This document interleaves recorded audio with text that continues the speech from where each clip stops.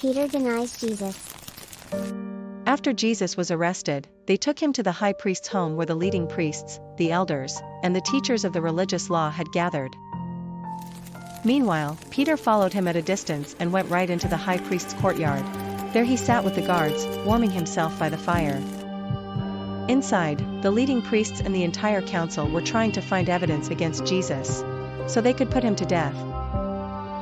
But they couldn't find any. Many false witnesses spoke against him, but they contradicted each other. Finally, some men stood up and gave this false testimony.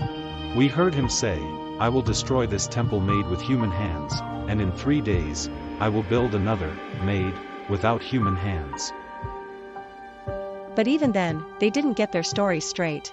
Then the high priest stood up before the others and asked Jesus, "Well, aren't you going to answer these charges? What do you have to say for yourself?" But Jesus was silent, and made no reply. "Are you the Messiah, the Son of the Blessed One?" I am. And you will see the Son of Man seated in the place of power at God's right hand, and coming on the clouds of heaven. Why do we need other witnesses? You have all heard his blasphemy. What is your verdict? Guilty. He deserves to die. Then some of them began to spit at him, and they blindfolded him and beat him with their fists. Who hit you? Prophesy to us. And the guards slapped him as they took him away. Meanwhile, Peter was in the courtyard below. One of the servant girls who worked for the high priest came by and noticed Peter warming himself at the fire. She looked at him closely. You were one of those with Jesus of Nazareth. I don't know what you're talking about. He went out into the entryway.